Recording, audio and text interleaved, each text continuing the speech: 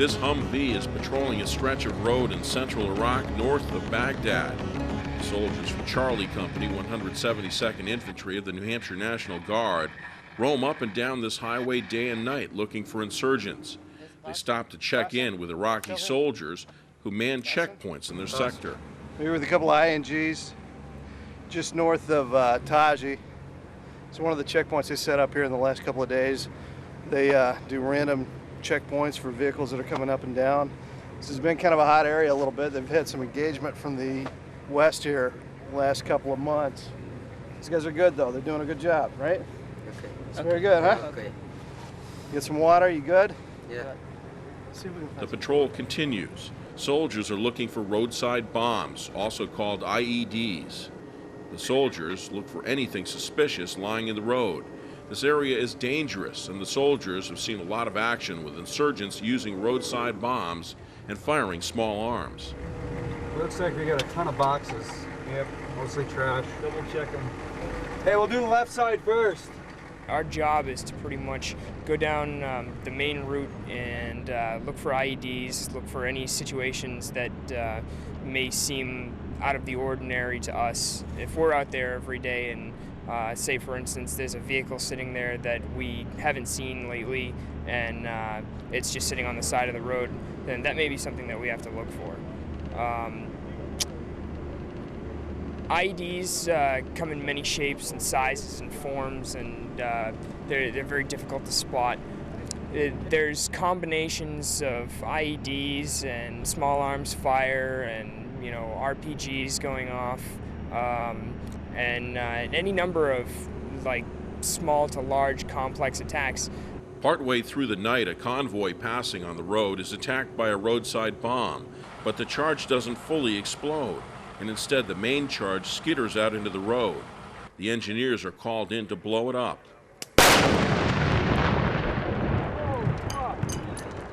Traveling down the MSR, came up on a suspicious item on the side of the road, went to check it out, and at that point it detonated on us, which means it was an IED before we could actually confirm or deny that it was.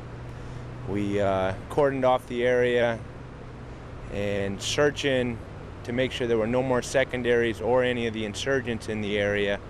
We realized that the round that they put in it did not detonate and ended up on the roadway. At that point, we were called in EOD, which is an engineering unit, to come up and take care of this round or detonate it. Oh, it's still frightening every time they go off, no matter whether it's controlled by the engineers on the scene or whether the insurgents actually detonate them on us. It's a bad feeling every time. We go through spans where some nights we'll have 4 or 5 out there on the road. Other nights we won't see a thing. It varies now. When we first got here, it was light, not much activity. Things picked up last April, and ever since then it's been steady. Normally we'll find 1 or 2 a night just in our sector of patrol. Well, throughout Iraq, the levels of insurgency are different, and we happen to be in one of the busiest areas. We're right in the heart of the Sunni Triangle. So throughout the year that we've been here, we've had enemy contact on basically every other day for most guys. Well, throughout the year, Charlie Company has received 12 Purple Hearts, of which nine guys were returned to duty. They were okay, slight wounds, and were able to go right back to work. 3 of the folks actually had to be evacuated, back to the States so that they could heal up and get better. And all of them are doing fine. Everyone's getting back in shape, and just take a little bit of time. When a roadside bomb hits a Humvee, the crew inside say they've been blown up. One crew was blown up as they escorted a convoy north from Baghdad. The bomb was well hidden, tucked up underneath a bridge spanning over the highway. The blast knocked out the turret gunner, Stephen Lord, from New Hampshire. Yeah, the only thing I really remember was looking up and I saw a lot of smoke above me. And the next thing you knew, I was at the bottom of the Humvee. My team leader was asking me to open up my eyes. And that's pretty much it. I just saw a lot of smoke. It was very loud. And it was just boom right on top of us. For me, what it felt like to me was like somebody just dropped like 200 pounds on my head. It was like boom, like that. And I was a little out of it for a couple seconds, and I remember looking, seeing Steve. He was, for like 5 seconds, I thought he was dead. And then he lifted his head, could see that he was all right. And the rest of it's I got tunnel vision a little bit, and we just kind of drove. I was actually sitting down, so I was lucky. It knocked me out for a couple seconds, and I couldn't really hear much for a little while. I had minor shrapnel wounds to the wrist, so it kind of shook me up for a little while, but I got back on it. I mean, a lot of the times they'll have more than one set up. They'll have three, it's called daisy chain, they'll have 3 or 4 set up. So once the first one goes, you want to get out of there. And I know, talking to the guys who were behind us, they had it a lot tougher than I did driving out of there because all the smoke. I guess there was like a water main that broke too. So there's water, and they had to drive through that stuff after it hit us.